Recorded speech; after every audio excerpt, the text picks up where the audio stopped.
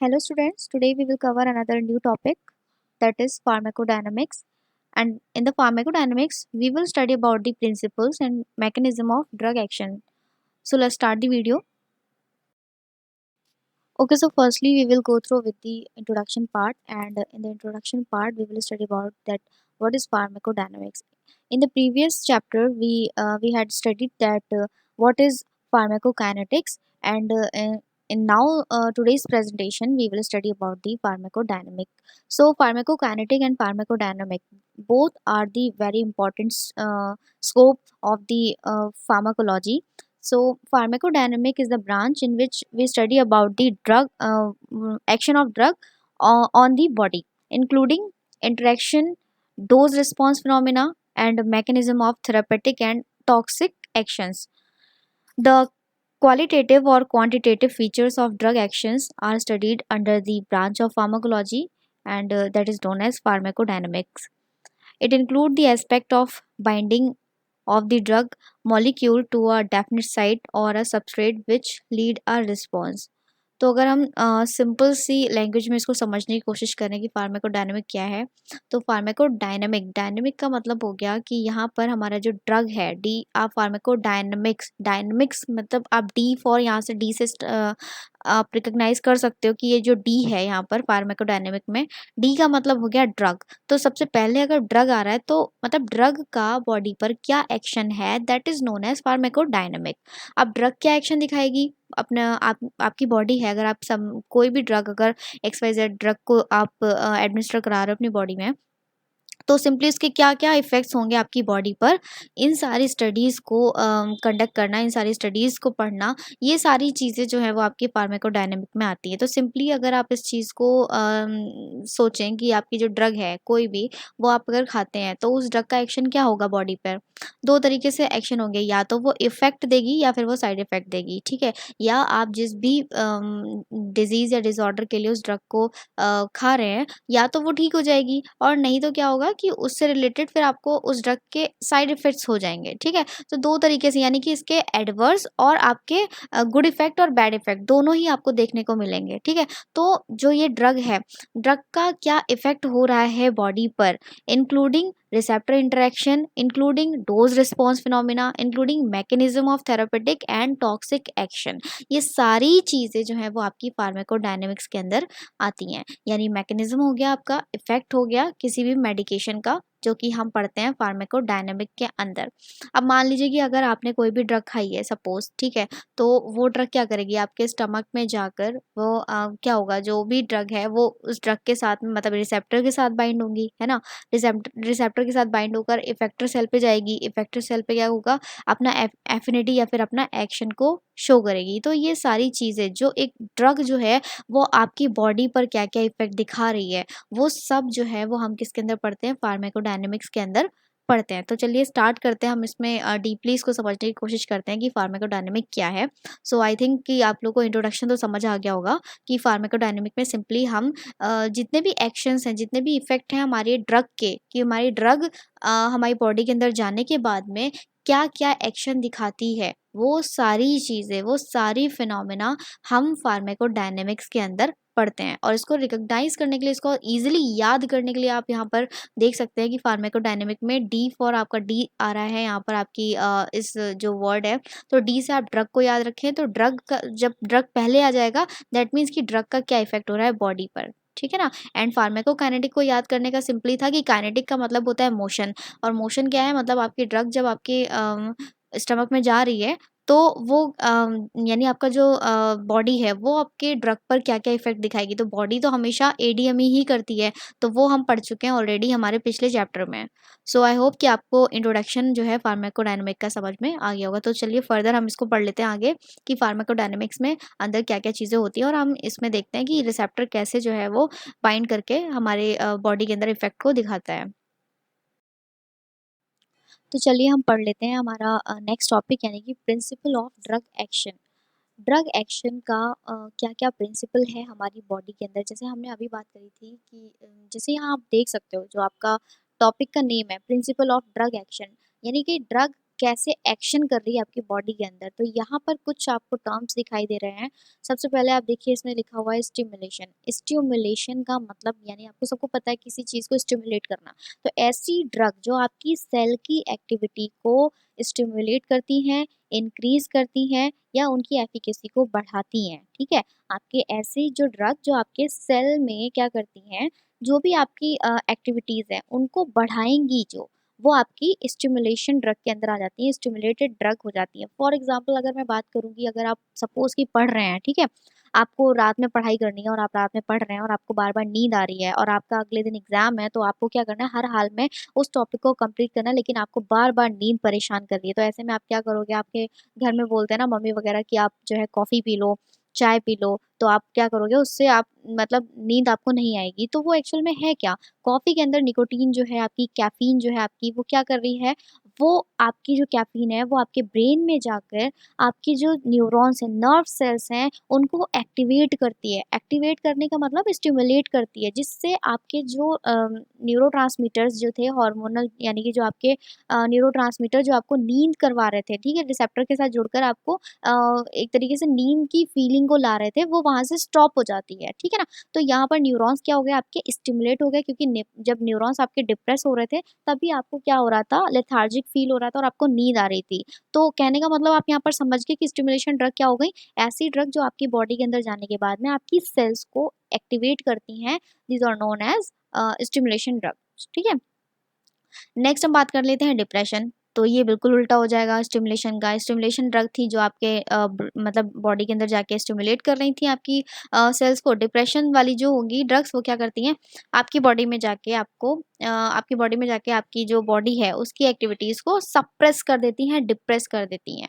For example अगर हम बात करें कि अब यहाँ पर आप मान लीजिए, यहाँ पर जो एग्जाम्पल, आप उसको एग्जाम्पल उल्टा ले लो। अभी उसमें एक पर्सन दिखाया है ऐसा, या आप ऐसे दिखाए कि आपको पढ़ना था और आपको नींद आ रही थी। यहाँ ये मान लीजिए कि कोई ऐसा पर्सन है जिसको नींद ना आने की बीमारी है, ठीक है? इंसोम्निया है, उसको रात-रात भर नींद नहीं आती है, वो हर वक़्त सोचता रहता है चीज़ों को, ठीक है? डिप्रेशन में रहता है। तो ऐसी चीज़ें, यानी कि आप यहाँ पर आपका यहाँ इतना ज़्यादा सोचने की, इतनी ज़्यादा थिंकिंग पावर क्यों हो रही है? क्योंकि हमारे जो न्यूरॉन्स हैं वो बहुत ज़्यादा एक्टिव हैं और वो हर वक़्त न्यूरोट्रांसमीटर को रिलीज़ करते जा रहे हैं, जिसकी वज़ह से नींद नहीं आ रही है। और नींद नहीं आ रही है, दैट मीन्स कि वो जो पर्सन है वो रात-रात भर सोएगा नहीं, अगर तो इंसोम्निया हो जाएगा और इंसोम्निया आगे जाके उसको डिप्रेस्ड बना देगी। तो यहाँ डिप्रेशन में क्या है, यहाँ ऐसी ड्रग जो हमारी एक्टिविटी को डिक्रीज़ करती हैं, यानी कि इट इज़ द यानी कि ये ऐसी ड्रग्स हो गई जो आपकी एक्टिविटी को क्या करेंगे, आपकी सेल्स की एक्टिविटीज़ को कम कर देंगी, रिड्यूस कर देंगी, that are known as depressed drug, ठीक है? वो आपकी डिप्रेशन ड्रग के अंदर आ जाएंगी।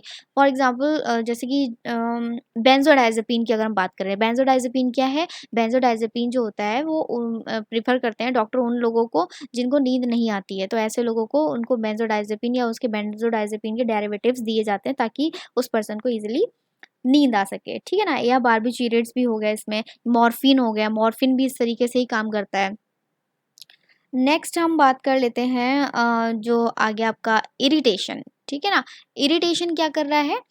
इरिटेशन की अगर हम बात करें तो यहाँ पर ऐसी ड्रग्स हो गई जो आपकी बॉडी के अंदर जाकर क्या कर रहे हैं, इरिटेशन को कॉज कर रहे हैं। इरिटेशन का मतलब हो गया कि living tissue are describe under the term of irritation, the adverse effect produced by the drug on the growth, nutrition and morphology of living tissue are describe under the term irritation. यानी irritation का मतलब यहाँ देखिए, ऐसी drug जो आपने क्या किया, आपने अपने फ़ायदे के लिए, या आपने आपने क्या किया कि आपकी कोई भी प्रॉब्लम है उसको ख़त्म करने के लिए आपने उस ड्रग को खाया। अब क्या किया, बॉडी में जाने के बाद में वो मान लीजिए कि उसने गुड इफ़ेक्ट नहीं दिए, उसने क्या कर दिया, उसने बैड इफ़ेक्ट दे दिया। तो बैड इफ़ेक्ट यानी कि आपके एडवर्स रिएक्शन हो गए। अब ये एडवर्स रिएक्शन क्या करेंगे, बॉडी के अंदर जाके अच्छी फीलिंग थोड़ा ना देंगे, ये तो आपको इरिटेट करेंगे ना। तो यानी आपकी सेल्स को कहीं आपके बॉडी पे रैशेज़ आ रहे हैं, कहीं आपको इचिंग हो रही है या आपको हेडेक हो रहा है, उस दवाई को लेने के बाद में आप और ज़्यादा परेशान हो गए, तो वो आपकी ड्रग्स क्या हो गई, आपकी इरिटेशन के अंदर आ गई, जो जिनके हाईली जो चांसेस होते हैं एडवर्स रिएक्शन या एडवर्स जो आपके साइड इफेक्ट है उसके, तो वो आपकी हो गई इरिटेशन के अंदर। नेक्स्ट हम बात कर लेते हैं रिप्लेसमेंट की। तो रिप्लेसमेंट क्या होता है, रिप्लेसमेंट यानी कि जहाँ पर आप एक ड्रग को आपकी बॉडी के अंदर किसी चीज़ की अगर सपोज़ कमी हो रही है, आप मतलब अगर कोई पर्सन है उसके अंदर विटामिन्स की कमी होती है या किसी भी न्यूट्रिशनल जो रिक्वायरमेंट है उसकी कमी होती है, तो ऐसे में डॉक्टर क्या करते हैं, डॉक्टर उसको मल्टीविटामिन्स के कैप्सूल्स और टैबलेट्स देते हैं। तो मल्टीविटामिन्स क्या कर रहे हैं, वो आपकी बॉडी के अंदर जो आपका न्यूट्रिशन है उसको रिप्लेस कर रहे हैं ना। आप जो खा नहीं रहे हो मतलब आप क्या कर रहे हो, आप प्रॉपर डाइट नहीं ले रहे हो, जिसकी वजह से ये सारी प्रॉब्लम्स आपकी बॉडी के अंदर आ रही हैं। तो वो जो मेडिसिन हैं वो आप क्या कर रही हैं, वो आपके फूड को रिप्लेस कर रही है ना। आप खाना नहीं खा रहे हो तो वो आपके, आप वो मेडिसिन खाओगे तो वो कहीं ना कहीं से इस रिक्वायरमेंट को पूरा कर रही हैं, है ना। ये चीज़ समझ में आ गई। और अगर नहीं आई है तो एक और एग्जांपल आप देख लीजिए। मान लीजिए कि डायबिटिक पेशेंट तो सभी ने देखे होंगे और बहुत से लोगों के घर में एक ना एक पर्सन होता ही है डायबिटीज़ का, ठीक है। डायबिटीज़ में क्या है, जो हमारी इंसुलिन होती है वो हमारी बॉडी में नहीं बनती है ना? हमारी नेचुरल इंसुलिन जो बनती है बॉडी में वो बंद हो जाती है बनना। ऐसे में क्या है, डॉक्टर उसको इंसुलिन बाहर से जो सिंथेटिक इंसुलिन होती है या मेडिकेशन के तौर पे उसको कुछ मेडिसिन्स वगैरह देता है।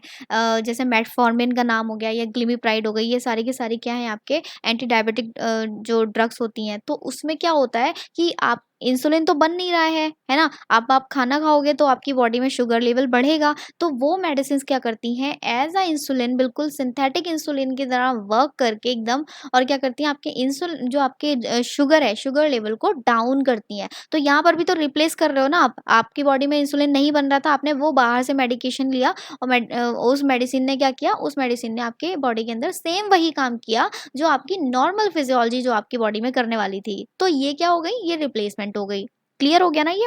नेक्स्ट हम बात करते हैं साइटोटॉक्सिक एक्शन। साइटोटॉक्सिक एक्शन क्या हो गए, अब मान लीजिए कि आपकी बॉडी में किसी भी तरीके की एलर्जी, किसी भी तरीके का बैक्टीरियल इन्फेक्शन या फिर कैंसर की प्रॉब्लम हुई है, ठीक है ना। तो ऐसे में क्या है कि ऐसी ड्रग्स जो आपकी साइटोटॉक्सिक एक्शन यानी कि उस बैक्टीरियल इन्फेक्शन को ख़त्म करने के लिए टॉक्सिसिटी को क्रिएट करती हैं, या फिर कैंसर कैंसर को ख़त्म करने के लिए एक तरीके से मतलब मैं कह सकती हूँ कि साइटोटॉक्सिक एक्शंस शो करती हैं। तो वो ड्रग क्या हो जाएँगी, वो सारी ड्रग जो आपके बॉडी के अंदर ऑलरेडी हो रहे इन्फेक्शन को ख़त्म करने के लिए टॉक्सिक का यूज़ करती हैं, टॉक्सिसिटी को यूज़ करके ही उस चीज़ को ख़त्म करती हैं।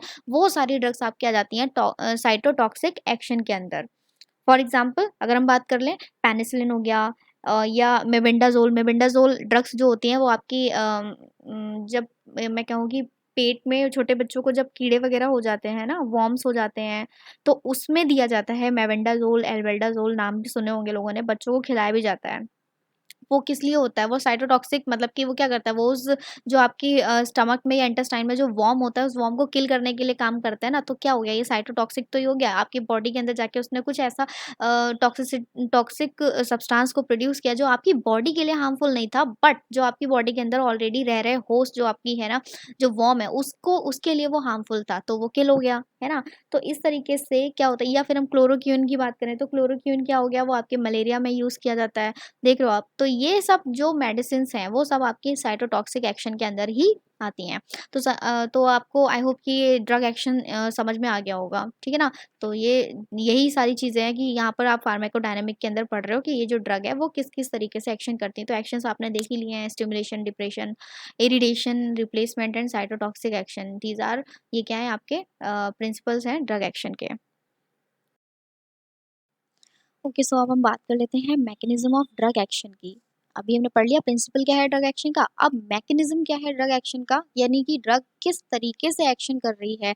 स्टिमुलेशन या जो भी चीज़ें आपकी सेल की मतलब सेल स्टिमुलेट हो रही है, सेल डिप्रेस हो रही है, या जो भी बॉडी के अंदर आपकी चीज़ें हो रही है ना, तो वो आपका किस मैकेनिज्म के साथ हो रही है, मैकेनिज्म क्या है उसके पीछे, वो हम इस जो स्लाइड है उसके अंदर पढ़ लेते हैं।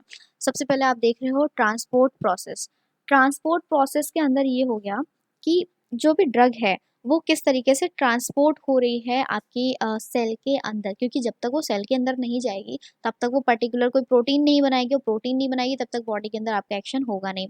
तो ट्रांसपोर्ट प्रोसेस के अंदर आप देखिए यहाँ पर जो आपका डी वाला यहाँ पर डायग्राम दे रखा है, इसमें इसमें देखिए नॉर्मल ट्रांसपोर्ट यहाँ दिखा रहे हैं, जो आपके रिसेप्टर्स हैं देखो, एक लिगैंड है, ये जो सर्कल है वो आपका लिगैंड है, और ये जो आपको यहाँ पर दिखाई दे रहा है ब्लू कलर में, ये ब्लू कलर में आपका रिसेप्टर हो गया, ठीक है।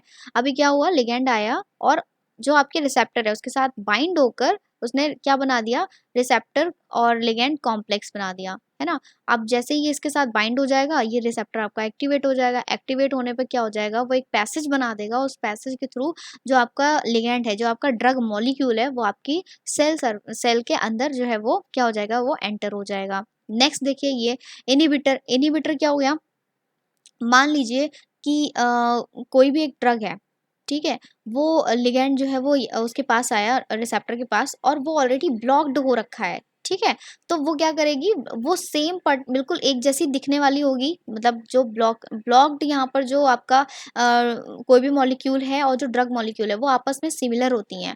तो वो क्या करेगी, वो उसको रिप्लेस करके खुद यहाँ पर बाइंड हो जाएगी, और बाइंड होने के बाद में क्या हो जाएगा, जो आपका ड्रग है वो क्या कर देगा, ट्रांसपोर्ट ब्लॉकेज कर देगा वहां पर, ठीक है। यानी कि आप कोई भी दूसरी तरीके की ड्रग या कुछ भी वहां से अंदर की तरफ वहां पर ट्रांसपोर्ट नहीं हो पाएगा, क्योंकि उसने क्या कर दिया, उसको ब्लॉक कर दिया, ठीक है। नेक्स्ट फॉल्स सबस्ट्रेट में आप देखिए एबनॉर्मल कंपाउंड एक्यूमुलेटेड, मतलब यहाँ पर ये हो गया कि जो भी आपकी कोई भी एबनॉर्मल प्रोडक्ट है वो क्या हो जाएगा, वो वहां पर एक्यूमुलेट हो जाता है आके, ये फॉल्स सबस्ट्रेट में होता है ज़्यादातर ऐसा। तो यहाँ ट्रांसपोर्टर्स में देख लीजिए कि जो ड्रग का मॉलिक्यूल है, यहाँ पे सिंपली बताया जा रहा है कि जो ड्रग का मॉलिक्यूल है वो किस तरीके से आपकी जो भी है सेल है उसके अंदर कैसे जाता है। तो सोडियम पंप इनहिबिटर का नाम भी सुना होगा आपने, या कैल्शियम पंप सुने होंगे। तो ये क्या होते हैं, जब भी सोडियम यानी सोडियम का या पोटेशियम का मॉलिक्यूल आएगा और उस ड्रग के साथ बाइंड कर जाएगा, तो वो उसका तो नाम ही है सोडियम पंप। तो जब भी सोडियम यहाँ पर जुड़ेगा तो वो पंप क्या हो जाएगा, सोडियम चैनल वो खुल जाएगा और सोडियम की एंट्री कराना शुरू कर देगा। इसी तरीके से कैल्शियम कैल्शियम भी क्या करेगा, कैल्शियम पंप जो होते हैं, कैल्शियम जो है वहां पर जाकर रिसेप्टर के साथ बाइंड हो जाएगा और चैनल ओपन हो जाएगा और कैल्शियम की एंट्री करवा देगा, ठीक है। इसी तरीके से सिम्पोर्टर और एंटीपोर्टर होते हैं। सिम्पोर्टर क्या करते हैं, जो एक साथ दो मॉलिक्यूल मॉलिक्यूल को एक ही डायरेक्शन में क्या करते हैं, सेंड कर देते हैं, वो होते हैं आपके सिम्पोर्टर्स। और एंटीपोर्टर्स में क्या होता है कि अगर सोडियम एंड पोटेशियम की बात करते हैं तो सोडियम इनफ्लक्स होगा तो पोटेशियम आउटफ्लक्स होगा, ठीक है, या ईफ्लक्स होगा, बाहर की तरफ निकलेगा। यानी एक मॉलिक्यूल सोडियम का अंदर जाएगा सेल के, तो पोटेशियम का एक मॉलिक्यूल बाहर जाएगा, ये एंटीपोर्ट कहलाता है, ठीक है। तो इसमें क्या है, ये आपका सिम्पोर्ट एंड एंटीपोर्ट जो कि आपके ट्रांसपोर्ट प्रोसेस के अंदर आता है। नेक्स्ट हम बात कर लेते हैं एंजाइम की। एंजाइम क्या होते हैं, एंजाइम सबसे पहले एंजाइम होते क्या हैं। एंजाइम जो है वो आपके एक तरीके के ऐसे सब्सटेंस हैं जो आपकी किसी भी रिएक्शन को क्या करवाते हैं, उसको कैटलाइज करते हैं या उस रिएक्शन को कंप्लीट करवाते हैं। विदाउट एंजाइम कोई भी आपकी जो रिएक्शन है या जो आपका प्रोडक्ट बनना है वो नहीं बनेगा। तो एंजाइम हमेशा क्या करता है, आपकी प्रोसेस जो भी चल रही होती है उसको कंप्लीट कराने में या उसको कैटलाइज कराने में हेल्पफुल रहता है। नाउ जो एंजाइम है, एंजाइम दो तरीके से काम करते हैं, एक है स्टिमुलेशन, दूसरा है इनहिबिशन। स्टिमुलेशन का काम यानी कि ड्रग के साथ में जुड़कर एंजाइम क्या करेगा, पर्टिकुलर सेल को स्टिमुलेट कर देगा, ठीक है। वही इनहिबिशन की बात करें तो वो क्या करेगा, ये कॉमन मोड है आपका ड्रग एक्शन का, जो क्या कर देता है, इनहिबिशन ऑफ एंजाइम, यानी ड्रग क्या करेगी, उस एंजाइम को इनहिबिट कर देगी और आगे चलकर जो भी प्रोसेस होने हैं वो होंगे ही नहीं, क्योंकि वहां पर क्या हो गया, वो जो एंजाइम है जो उस ड्रग को जो रिएक्शन है उसको कंप्लीट करा रहा था, वो क्या हो जाएगा, वहां से इनहिबिट हो जाएगा, वो रुक जाएगा। क्यों, क्योंकि आपके जो ड्रग मॉलिक्यूल है उसने उस एंजाइम को इनहिबिट कर दिया। अब यहाँ पर देखिए डायग्राम है सी, आप इसमें देख सकते हैं। इनहिबिटर की बात की जाए, ड्रग मॉलिक्यूल आया और उसने जो भी आपका एंजाइम है उसको क्या कर दिया, नॉर्मली रिएक्शन इनहिबिटेड, उसने उसके साथ जुड़कर उस एंजाइम को इनहिबिट कर दिया। तो वो एंजाइम कोई भी अब आगे की जो प्रोसेस है उसको कंप्लीट करवाएगा ही नहीं। फॉल्स सबस्ट्रेट के अंदर क्या हो गया, एबनॉर्मल मेटाबोलाइट प्रोड्यूस, यानी कि एबनॉर्मल मेटाबोलाइट प्रोड्यूस मतलब कि सेम ड्रग की तरह दिखने वाले ऐसे मॉलिक्यूल्स जो है वो प्रोड्यूस हो जाते हैं, जिनकी वजह से जो आपका एंजाइम होता है वो क्या करने लगता है, वो कंफ्यूज हो जाता है, उसको खुद को भी नहीं पता होता है कि वो कौन सा जो प्रोडक्ट है उसको उसे बनाना है, ठीक है।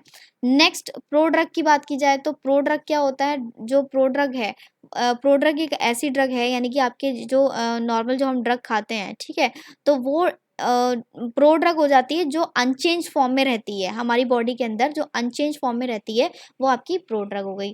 तो एंजाइम की बात कर लें नॉर्मली अगर सिंपली, तो एंजाइम क्या है, दो तरीके से काम करता है, स्टिमुलेशन एंड इनहिबिशन। स्टिमुलेशन, जब भी कभी ड्रग मॉलिक्यूल हमारे एंजाइम के साथ में जुड़ता है तो वो एंजाइम यानी कि क्या कर देगा, सबस्ट्रेट को कैटालिसिस कर देगा, उस रिएक्शन को कंप्लीट करा देगा, क्योंकि स्टिमुलेट हो गया वो एंजाइम, ठीक है। और इनहिबिशन की बात करें तो अगर कोई भी ड्रग मॉलिक्यूल जब एंजाइम के के साथ जुड़ता है तो वो क्या कर देगा, इनहिबिट कर देगा उस एंजाइम को, और जब एंजाइम इनहिबिट हो जाएगा तो वो आगे की रिएक्शन को कंप्लीट नहीं करा सकता। ठीक है, नेक्स्ट हम बात करते हैं आयन चैनल की। आयन चैनल्स क्या होते हैं? आयन चैनल्स यहाँ पर अगर हम बात करें, लिगैंड गेटेड की तरह बिल्कुल होते हैं ये। इसमें जो ड्रग का मॉलिक्यूल होता है वो क्या करेगा, उस जो भी आपकी चैनल है उसके साथ में जुड़कर उसको या तो ओपन या फिर क्लोज करने की कैपेबिलिटी रखता है। ठीक है, तो ब्लॉकर्स होते हैं, ब्लॉकर्स होते हैं जैसे कि आयन कोई भी आया आपका और उसने क्या कर दिया, जो आपका रिसेप्टर है या जो आपका चैनल है उसको ब्लॉक कर दिया, तो उसकी वजह से, ब्लॉकिंग की वजह से आगे जो आपकी और भी जो यहाँ पर केमिकल्स जो इन्फ्लक्स हो रहे होंगे उस सेल के अंदर, वो वहाँ से हो ही नहीं पाएंगे। मॉड्यूलेटर की बात की जाए तो मॉड्यूलेटर का मतलब कि वही हो गया कि ओपनिंग, वहाँ पर अगर आपका कोई भी ड्रग है वो उस जो आपके आयन चैनल है उसके साथ जुड़ेगा तो जो ब्लॉकेज है वो हट जाएगी वहाँ से और वो चैनल ओपन हो जाएंगे, और जो भी आपकी केमिकल या जो भी आपके सब्सटेंस सेल के अंदर जाना चाहते हैं वो ईजिली वहाँ पर क्रॉस कर जाएंगे due to the opening of the pores. ठीक है, ये हो गया आपका आयन चैनल। नेक्स्ट हम बात कर लेते हैं रिसेप्टर। रिसेप्टर क्या होता है? रिसेप्टर की अगर बात करें तो रिसेप्टर जो होते हैं वो मैक्रोमोलिक्यूल्स होते हैं, प्रोटीन्स होती हैं ये, और हमारे सेल की सरफेस पे या फिर सेल के अंदर प्रेजेंट रहते हैं। रिसेप्टर का काम क्या होता है? रिकॉग्निशन का। रिसेप्टर हमेशा रिकॉग्नाइज करता है जो भी चेंजेस हो रहे होते हैं उसके आसपास, और ड्रग के मॉलिक्यूल को बाइंड करने की एफिनिटी रखता है। ठीक है, कोई भी ड्रग है वो उसके साथ बाइंड कर कर अपने आगे का एक्शन दिखाती है। अगर रिसेप्टर वहाँ किसी भी सरफेस पे प्रेजेंट नहीं है तो अल्टीमेटली जो भी रिस्पॉन्स होना है वो वहाँ पर नहीं हो सकता है। ठीक है, रिसेप्टर की बात की जाए तो ligand gated ion receptors, ji protein couple receptors, kinase linked receptor and nuclear receptor, ये 4 तरीके के रिसेप्टर्स यहाँ पर प्रेजेंट होते हैं। लिगैंड गेटेड की बात करें तो गाबा रिसेप्टर विच बाइंड्स बेंजोडाइजेपिन्स, यानी देखिए यहाँ पर जो रिसेप्टर्स होते हैं, स्पेसिफिक रिसेप्टर कुछ स्पेसिफिक ड्रग्स को बाइंड कराने के काम में ही आता है। यानी गाबा रिसेप्टर्स जो होते हैं वो आपके मोस्टली बेंजोडाइजेपिन्स को बाइंड कराकर आगे एक्शन देते हैं। तो यानी कि जो गाबा रिसेप्टर्स हैं, अगर वो बेंजोडाइजेपिन, या बेंजोडाइजेपिन क्या है, वो आपकी एक तरीके से सीएनएस के अंदर आती है। आपकी जो सीएनएस की जो मेडिसिन है, ठीक है, बेंजोडाइजेपिन यानी आपके दिमाग में जाकर ये असर करने वाली है। ठीक है, G protein couple receptor adreno receptors को बाइंड करवाते हैं। Kinase link receptor insulin receptors कहलाते हैं। ये इंसुलिन जो आपकी हार्मोन है या जो आप ड्रग खा रहे हैं उसको, रिसेप्टर को क्या करेंगे, वहाँ पर बाइंड करवाएंगे। न्यूक्लियर रिसेप्टर थायराइड रिसेप्टर्स को बाइंड कराने, मतलब थायराइड जो आपके मॉलिक्यूल्स हैं उनको बाइंड कराने में हेल्पफुल होते हैं। तो इस तरीके से ये आपके रिसेप्टर्स के टाइप होते हैं। ओके, आई होप आप लोगों को फार्माकोडायनामिक्स इजीली समझ आ गया होगा, और इसमें क्या-क्या चीज़ें हैं वो सारी चीज़ें आप अच्छे से पढ़ लीजिएगा। बहुत ही इंपॉर्टेंट टॉपिक रहता है ये, और एग्जामिनेशन में भी ये क्वेश्चन पूछा ज़रूर जाता है फार्माकोडायनामिक और काइनेटिक दोनों के ऊपर। तो prefer your notebook for further detail content. Thank you.